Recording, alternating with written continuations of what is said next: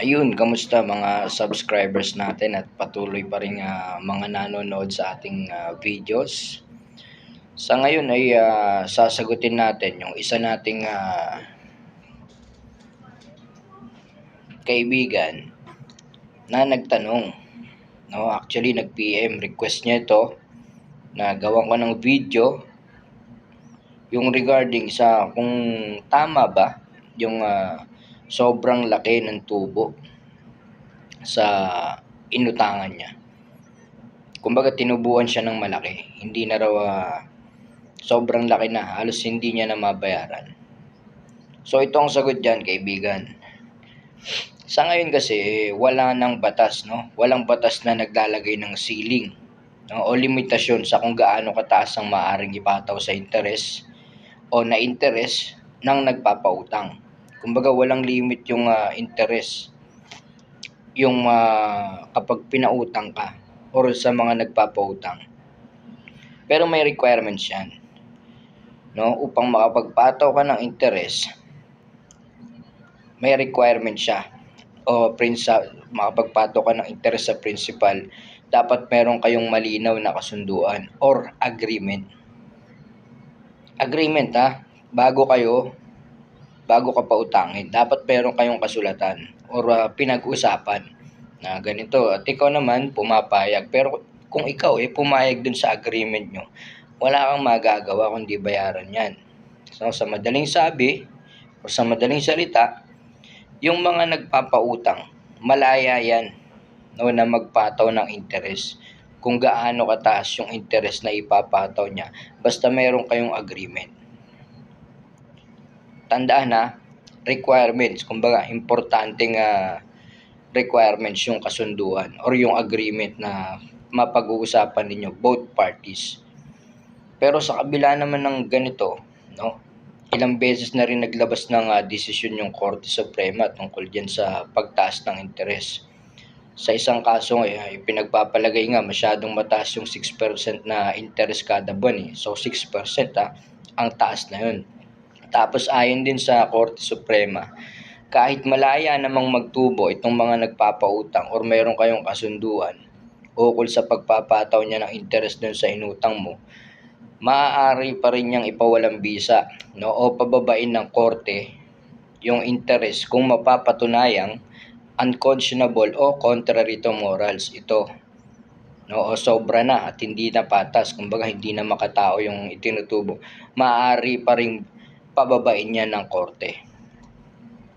Basta maaari kayong mag-usap kung may inutangan ka, laki na ng tubo.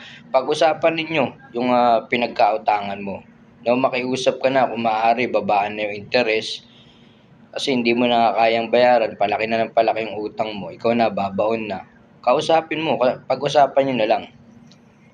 Dahil gayon pa man kung kayo man sakali umabot sa demandahan o sakaling ipawalang bisa ng korte ang kasunduan niyo ukol sa interest, kailangan pa rin talaga, no? Tandaan mo, kailangan mo pa rin bayaran kung magkano yung hiniram mo sa kanya. Obligado kang bayaran. Kahit wala na yung interest, obligasyon mo pa rin, no, dun sa inutangan mo na bayaran yan kung magkano yung inutang mo. Wag mong kakalimutan yan, kaibigan. Okay, obligasyon mo yan, bayaran mo. Basta yung regarding dun sa tubo, kung mayroon kayong agreement, okay. No? Tandaan mo, okay. Pero kung wala naman, hindi okay. Ibig sabihin, kung magkano yung, yung inutang mo, pwede mong maibalik lang yun. Kung magkano yung inutang mo, bayaran mo na lang yun ng buo sa kanya. Yan ang tatandaan mo.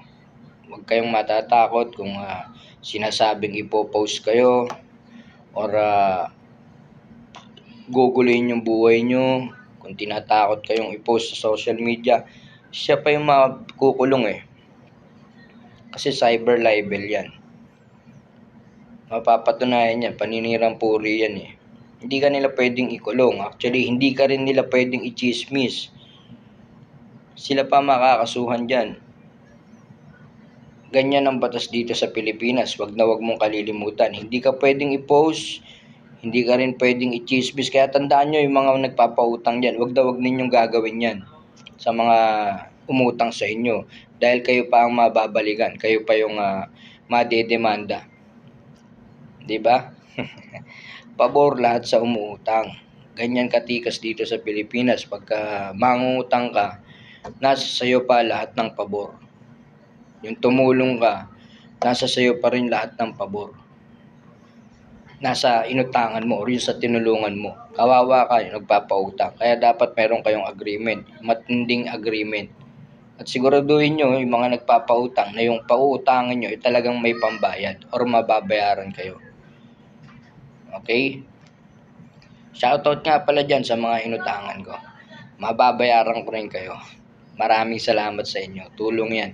Utang na loob ko sa inyo yan. Pag ako yumaman, hindi lang triple, hindi lang 5 times, 10 times yung babalik ko sa inyo. Maraming salamat ha. Kaibigan, siguro nasagot ko na yung tanong mo. Ang isusunod naman natin, natatalakayin sa susunod na video ko, lalabas ko yan, kung may nakukulong ba sa utang. Una, naglabas tayo kung may nakukulong ba sa motorcycle loan. Kaya maraming nagtanong sa atin, maraming nag-PM na ayaw mag-comments dun sa videos. Piniem na lang ako. Kaya itong isa, sinagot ko ngayon dito sa video. Sa susunod, sasagutin natin lahat ng mga tanong. At isusunod muna natin kung may nakukulong ba sa utang. Kaya huwag niyong kalimutan na mag-subscribe, yung notification bell, ipindutin nyo para kapag nailabas ko na yung video kung may nakukulong ba sa utang, updated kayo. Malalaman nyo agad. Maraming salamat ulit mga subscribers ha.